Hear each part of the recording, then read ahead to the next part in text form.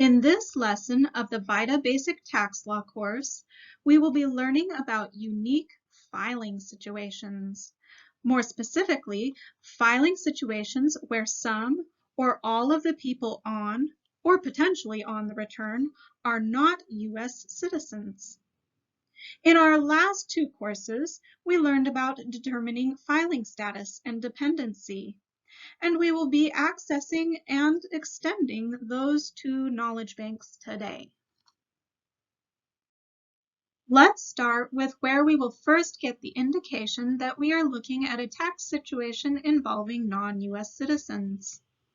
On our intake form, Form 13614C, there is a space in the Personal Information section, Part 1, where our clients will check if either they or their spouse, if filing joint, are a U.S. citizen.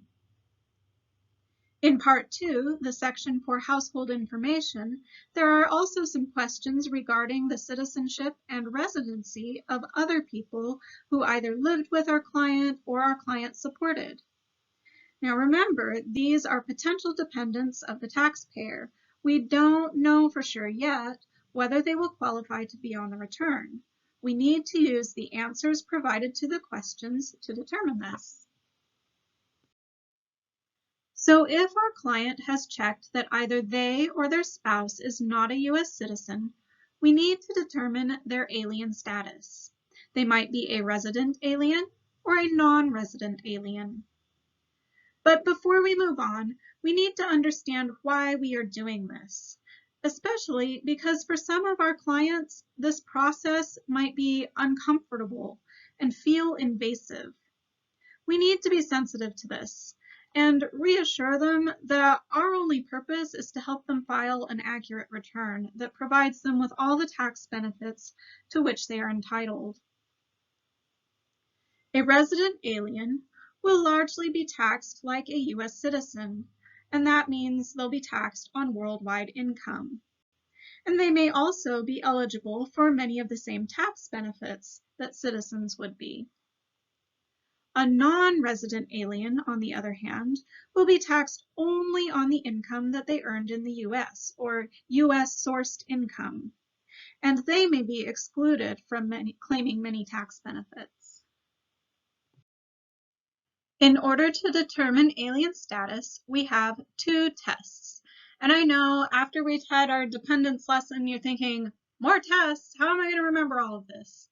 Well, fortunately for us, Publication 4012 has an abundance of flowcharts. So if you're in the moment and you've forgotten how the test is supposed to go, look it up in your 4012 and it will lead you through the questions that you need to be asking the client to determine their status. So for alien status, our two tests are the green card test and the substantial presence test. The green card test is pretty straightforward. In this case, our client will have their card with them. It's roughly the size of a driver's license, and it will have been issued by the U.S. Citizenship and Immigration Services, and it gives them the privilege of residing and working permanently in the U.S. And most holders of this card will have a Social Security number. If our client does not have a green card, they might still be considered a resident alien for tax purposes. And in order to figure this out, we do the substantial presence test. And this is a formula of days and years that a person is physically present within the U.S. Before we start our calculation, though, they need to have been present at least 31 days in the current year or the tax year. If they've been present for at least 31 days, then we need to look at whether they've been present in this current tax year less than 183 days. And if that's the case, we start to look at if they've had a closer connection to another country. And a closer connection very often involves maintaining a residence in another country and the intent to return to that residence as main home. If our client has been present at least 31 days in the current tax year and they have no closer connection to another country, then we start our formula. And we are looking to get a threshold of 183 days or more spread out over the last 3 years. But the days in each of those years don't have the same weight. The current year, the tax year that we're looking at, those days get full weight. So you multiply the days present in the current year by 1. Moving back to the prior year, those days don't get quite the same amount of weight. So we multiply those days present by 1/3. Then we go back to 1 year prior to that, so our second prior year. Those days are weighted even less, and so we multiply those days present by 1/6. Once we get to those numbers, we total them all up, and if our client was in the US 183 days or more, they can be taxed as a resident alien. They will fill out Form 1040, and we can assist them with that.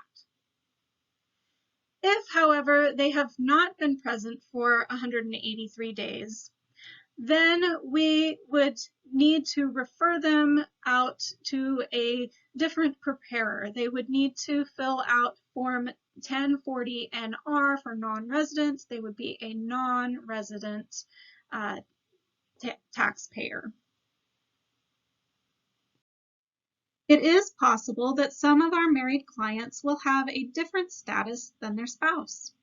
For a U.S. citizen or resident with a non-resident spouse, there are 3 options: filing jointly, filing separately, or there is a special exception that may allow the citizen or resident spouse to file as head of household, even though they are married.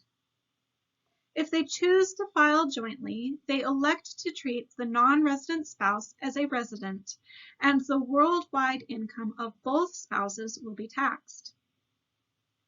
If they choose to file separately, the citizen or resident will file Form 1040, and we can help them do that.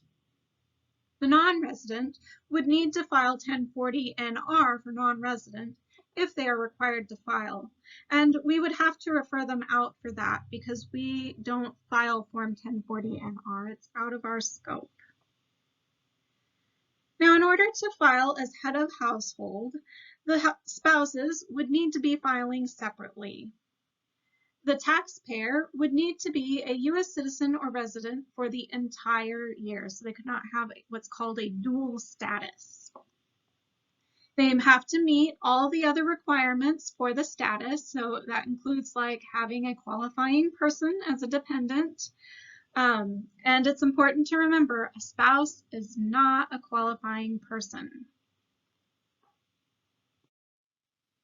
If the spouses choose to file jointly and it is their first year, they would need to make a special election in order to treat that non-resident spouse as a resident.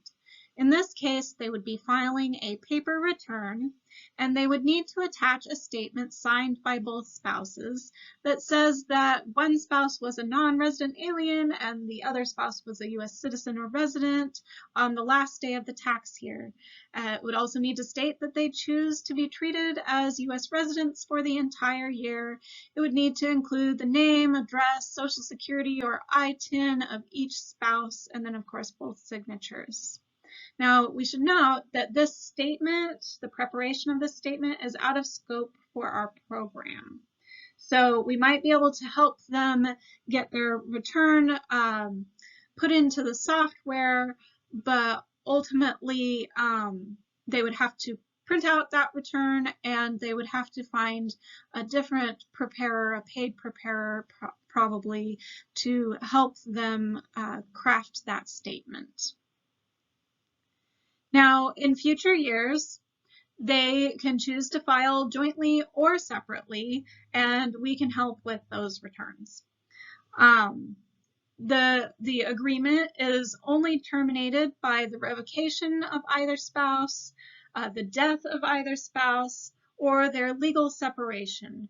And then it's possible that the IRS could terminate the election for failure to keep adequate records.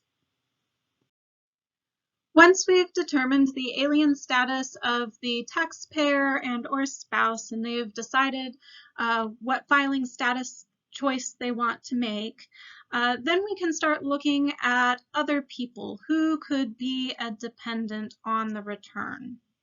As we discussed before, one spouse cannot claim the other spouse as a dependent on the return, regardless of whether that other spouse is filing a U.S. return or not. They're just not a dependent ever. Then we have the case of a foreign-born child. And if at least one of the citizens is a parent, then yes, that child is considered a citizen for tax purposes and could be a dependent on the return. In the case of a foreign-born stepchild, we have a little more complication. If that foreign-born stepchild is a resident alien, then yes, that child could be a dependent on the return. If that foreign-born stepchild is a resident of Canada or Mexico, they can also be considered a dependent on the return. If, however, that foreign-born stepchild is a non-resident alien, then no, they would not be able to be on the return. In the case of a foreign-born adopted child, if that child lived with the taxpayer all year, has a social security number, an ITIN or an ATIN, then yes, they can be on the return. There are a lot of areas of this topic that are out of scope for our program. Taxpayers with F, J, M, or Q visas, and those are usually your temporary workers or your foreign students, are out of scope for our program. Also, non-resident aliens who do not meet the green card or substantial presence test, and they are not married to a U.S. citizen or resident alien. If you remember, the form that they would be filling out is Form 1040-NR for non-resident, and we do not provide services for that form in our program, so that is out of scope as well. For individuals who this is their first year in the country, they might have what's called dual status. So for part of the year, they might be considered a non-resident alien, and for the other part, they might be considered a resident alien. And in that case, we won't be able to help them this year, maybe next year. And then, of course, as we discussed before, the required statement for the non-residents who are married to a U.S. citizen or resident, and they're on that first year making that election to file a joint return, we can't do the statement for that. And remember, if you get stuck figuring out the alien status of a client, or if you're looking at a problem on the test even, we have our resources. Publication 4012 tab L is all about non-citizens, and there is a decision tree in there and a decision chart that go over those questions that we talked about, and you follow the flow of it, and in the end you figure out the status. There are also some publications. You can get them on the IRS website. Publication 519 and publication 54, those are going to be more extensive than our resources. If you look at those, you'll get a lot of great information, but remember, we do have scope, and they will tell you how to do things that are out of our scope. So just make sure that when you are performing services, that you are only doing things that are within our scope. And then there's the interactive tax assistance, can help with the filing status decisions and the dependent decisions, and that's at irs.gov.